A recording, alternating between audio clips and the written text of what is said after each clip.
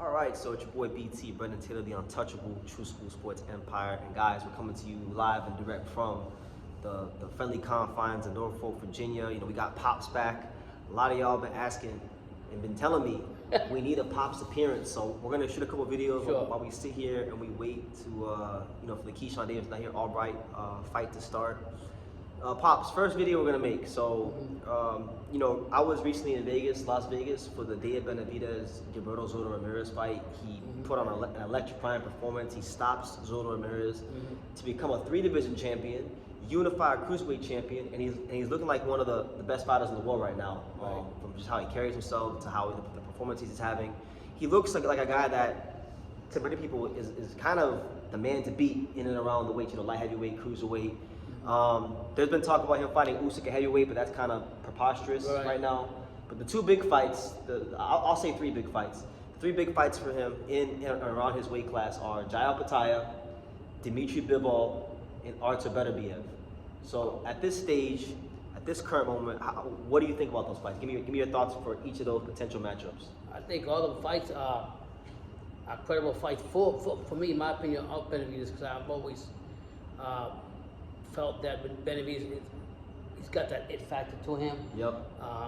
And one of the things that I like about him, he's a volume puncher. He comes in there, and when he goes into the ring, he will give you a show, and you will get your money's worth. So I like to mention Bivol, but that fight right there, I think it's going to be a good fight. You like spar, they have history together. Yeah, right. That's good, but I just think the speed, the movement, the volume from I'm talking about from Bivol's side will be a problem for him. The only way, in my opinion, how Benavidez wins that fight, if he smothers him and puts that pressure on him where he can corner him and not make him do his movements, or that will be a problem for him, I think. Who do you think? So between Beterbiev, who we know is a bit older now, injured, had some injuries. We got Opetaia, who seems to be in his prime, and you got Bivol. Of those 3, who do you think is style-wise? Who's the toughest matchup? Who has the best chance of beating Dave Benavidez and taking his own? I like, believe it or not, I like Opetaia. I do like Opetaia. Come forward fighter, puts pressure. He's very talented, and he's real good for what he does in that ring. And I think he's got the rhythm. How you say it? The rhythm, like in the dancing, where he got the rhythm now. What his last fight and what he's doing and signing with Sofa, whatever, Sofa, boxing and everything. I think that would be for me, it's a big fight for him, in my opinion. Bivol, like I said, definitely another good fight. I like Dmitry. Beterbiev. He's a monster. He's one of my favorites. We saw him live back in 2022. Yeah, he's one of my favorites and everything. But I just don't know how much more his body can hold. You know, you got a young. I mean, how old is Benavidez? He's 28 or 29. Yeah, it's a young time. Dude is going to come in there. Beterbiev's pushing about 40. Yeah, and I'm not saying that Beterbiev is not entitled to have that respect and get in the ring and do that. But I would, in my opinion, as much as I'm a big fan of Beterbiev, I would have to go with Benavidez.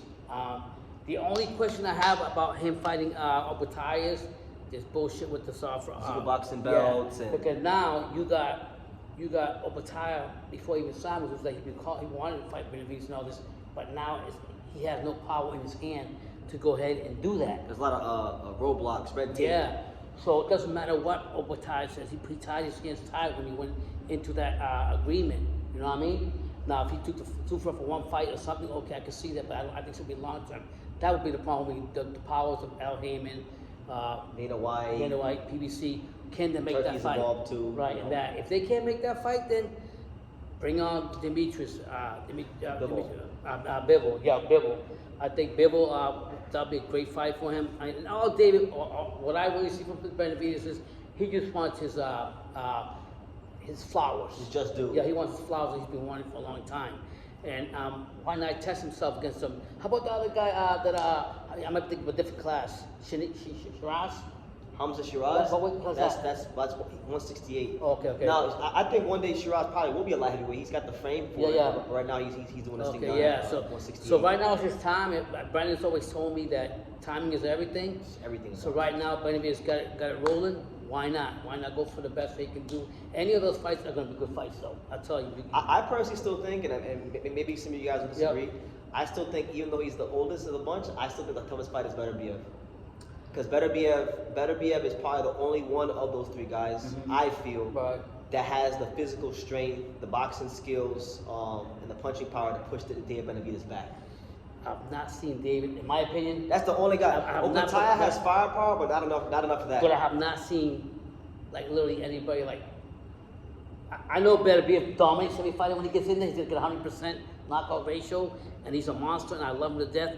And I have not seen yet anybody really, unless you can put my reminder, anybody push Benavidez like that. Benavidez or Beterbiev? Benavidez to that point, fighter. Nobody. I'd have to see, and I'm going to go back with the age thing. You can beat the fuck out of Benavidez, but he's a young buck. You take that. You gotta look at the wear and tear from Benavidez. And I'm not saying they can't get it done right now, man. I just think the pressure again, and it'd be a good fight because you got. To me, me and Sean Patel talk about this.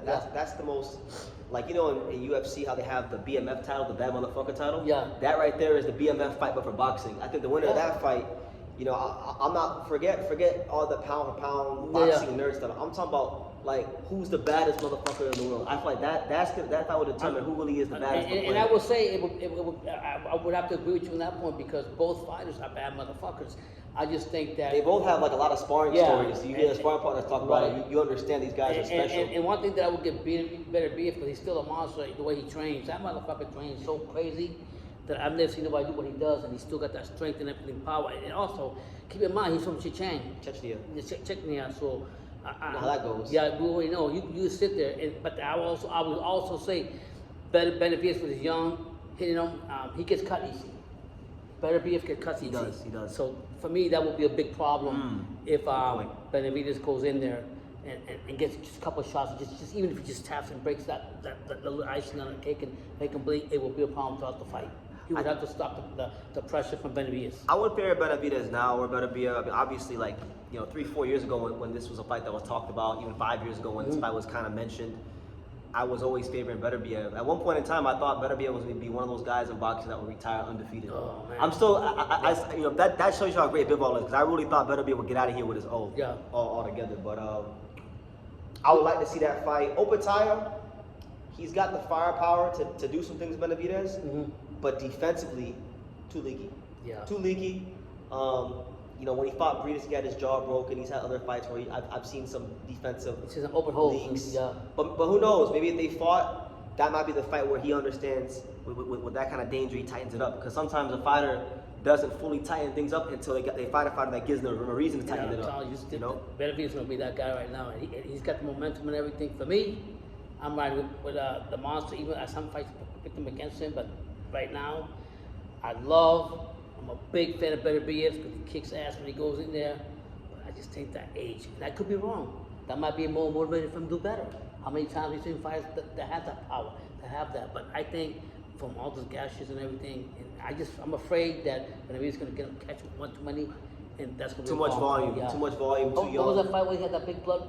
He finished the fight off real quick. Marcus Brown. Yeah, and that was. I'm not saying Marcus Brown, right? Anything like could cost that could be it, but that's not. I'm not taking nothing away from him. But I'm going to ride with the young bucks. I think Benavidez got more to prove than Beterbiev. We already know what he was making. Okay. Go on to Bivol before we close the video. Yeah. Bivol, do you think? Because Bivol, I would say it's between him. In my opinion, it's between him and Shakur Stevenson for who's the best pure technical fighter in boxing. Who's the best pure boxer, right? But do you think Bivol has the durability and the skill to actually keep Benavidez off of him for 12 rounds? Because they've sparred, and Benavidez pretty much said that he beat the shit out of him in sparring. Do you think Bivol could tame the beast for 12 rounds? I think he can. I mean, we can't compare him to what he did to Canelo because it's different. Way different styles. David is bigger, throws more volume. But I will say again, the movement, the intelligence, the technical thing that Bivol brings into the equation is big. Can the monster really contain him in the corner where he can go ahead and land his punches?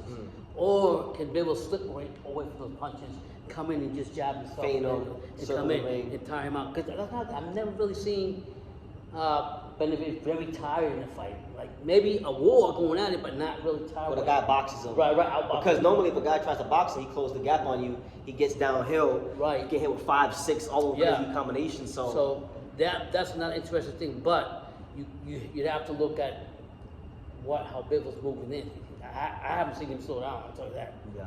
You see his training, his great training, his movement, that would be big. Can Benavidez close the gap on him? Because we already know how smart Benavidez is. I mean, Bivol is, with his movement and everything, and he can make calculated punches, not risk, calculated punches where he can land and move. Can the monster catch him and trap him and keep him there? We'll see. But yeah, that's our thoughts on that, guys. You know, I still think Beterbiev, even at 40 or 41. So out of all three of them, I still think he's the toughest out of all those guys. Wow. Okay. Bivol's a great boxer. I just don't think he's durable enough for those 12 rounds to tame the beast. Opetaia's defense is too leaky. Beterbiev's defense ain't the greatest either, but he's got a whole lot of firepower with him to push. Bivol fought Beterbiev already, right? They fought twice. Okay. They split. Oh, right, but I'm saying when. Some people thought Bivol won both fights. Seriously? Some people feel like Bivol should be undefeated right now. When go on the side of Beterbiev, when Beterbiev was fighting Bivol, did he affect him with his power? Did he push him back? It was more of a boxing match, to be honest. Both it was more of a boxing match. There was one time where Bivol started pushing Beterbiev back, and he got careless, and Beterbiev caught him and hurt him. But there really wasn't any knockdown. Yeah, but I was thinking that maybe like that. if you see something from Beterbiev in that fight with Bivol, you can't compare it to Benavidez, but you could say that, okay, this is how maybe Benavidez can catch Bivol if they fight. Beterbiev versus Bivol, or Beterbiev versus Benavidez is going to be like unlike anything we've seen in a while. If they fight, it's going to be one of those fights.